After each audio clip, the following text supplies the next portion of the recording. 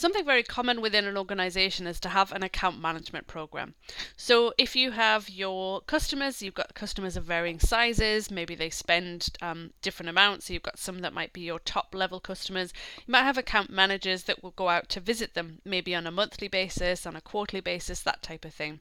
So once that visit has occurred, maybe you want to get some feedback. How did that visit go? How is the account manager doing overall for that specific organization? What do they think about that account manager?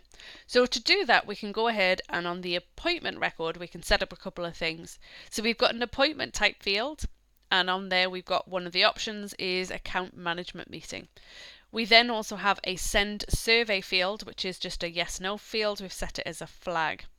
So if this gets closed, what we can do is say if the appointment type's account management meeting and the send survey box is ticked yes, then we want to go ahead and send a survey to all of the required people on this specific appointment.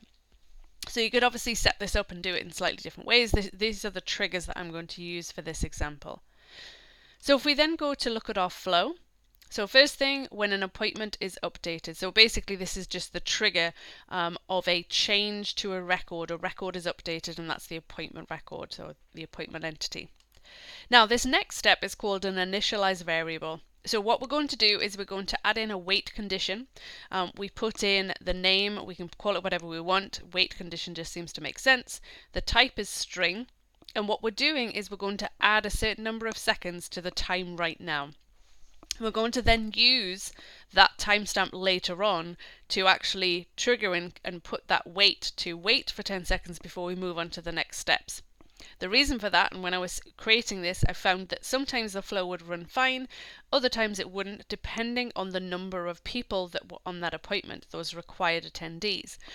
And that's because the flow is running and we might have circumstances where survey invite hasn't necessarily been created. We're trying to run things a bit too quickly. So if we put in this wait condition, it just seems to help to where then it doesn't necessarily fail on some of the specific attendees. And that's what we want, is to make sure everybody receives the email.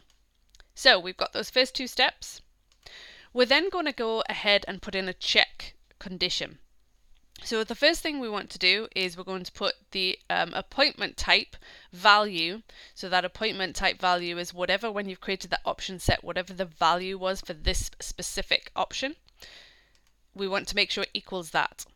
And that's our clause, is an and clause, the send survey. So this tick box right here is equal to true, so it's ticked. And the status value is equal to 1, so that status value is equal to completed. It's a closed off appointment and it actually happened. Okay, because we don't want something that's cancelled, we want something that we did actually complete. So if all of that is true, all three things, then we move on to the yes. If not, we stop it right there.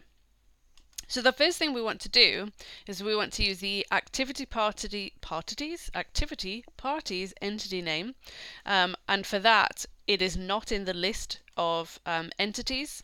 It is not something that is there, so we're going to go ahead and do enter custom value, and we'll just go ahead and put in activity parties.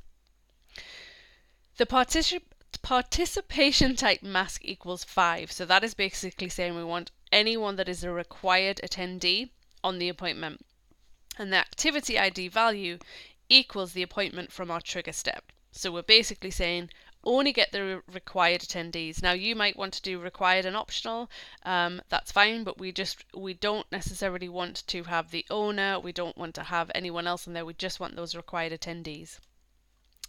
So we're listing all the required attendees. Then what we're doing is for each required attendee that we find, we're going to get the contact first of all, and we're going to use the party ID, and the party ID is the one that came, if I can type, party ID. So the party is the unique identifier of the party associated with that activity. So that is from that list required attendees step. And as soon as we put that party, this apply to each will just appear. Then what we're going to do is we're going to get the contacts account, and we're going to do that with the company name ID, or the company name from the contact step. Then what we're going to do is, because we want to display on the form, we want to display the account manager's name, we're going to go ahead and get the account owner, and that is done using the entity of user and the owner from the get contacts account step. So these 3 steps are really so that we can then use various pieces of information from the contact, their account, and the owner of that account. Then what we're going to do is we're going to create a survey invite, and the survey invite we're selecting as the account management visit survey. The email is going to be the email from the get contact step, same with the first name and the last name. The regarding is the contact, and we're putting the contact ID, and the recipient details also contact and contact ID. The account manager is going to be the full name from the account owner step, and same with the first name. Okay, now these two, the account manager and the AM first name, we're able to do this because I've come to personalize and I've added those as 2 piping variables. Okay. Then here's where the delay comes in. So we're going to do a delay until action, and we're going to use that variable that we created, that wait condition. So here's where we're going to say, right, well, let's create the invite, but then let's go ahead and wait 10 seconds and carry on with the rest of it. Once we've done that, we're going to set up that email, and we're going to pull in and say, hi, first name, and then we're going to provide the information that we want in the body of the email. And somewhere in that, we want to go ahead and use the invitation link from the create survey invite step. Okay, and then finally what I'm going to do is just to kind of clean it up a little bit, make it neat, is I want to then get that survey invite that was created. So I'm doing a get record step, Forms Pro survey invite, and we're using the invitation ID. Then what we're going to do is we are going to update that survey invite that we just got, and we're going to put the subject in as the same subject as we created for our email right here. So recent account management visit, your feedback is requested.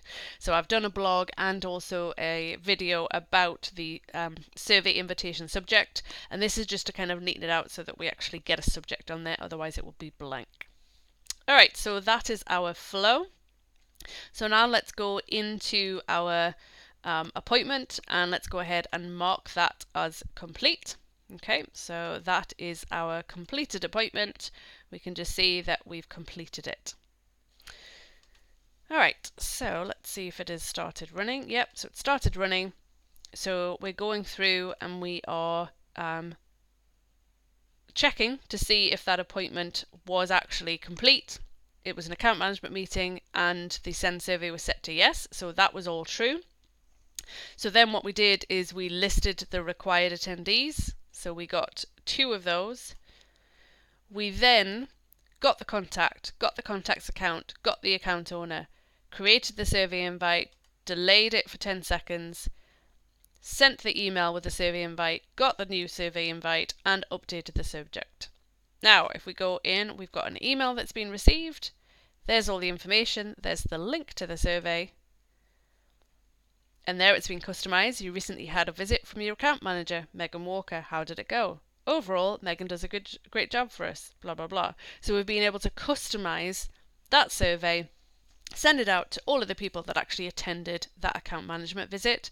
And if we go into our survey invites, there we can see the subject in there, and it's been sent to 2 different people that were at that appointment. So hopefully you find this useful. We have used it in this example for an account management visit, but you should be able to see that this could be used for any type of appointment to be able to get those people that were required.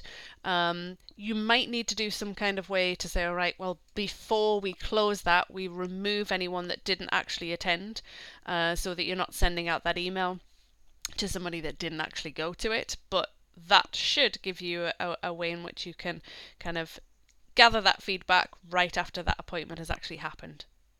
Any thoughts, any questions? Go ahead and leave in the comments below. Thanks, guys.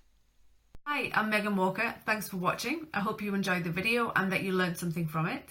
If you don't want to miss out on any other content, you can go ahead and click on my face below to subscribe. And if you want to watch the next video, you can do that by clicking over here and go ahead and get started. Thanks again.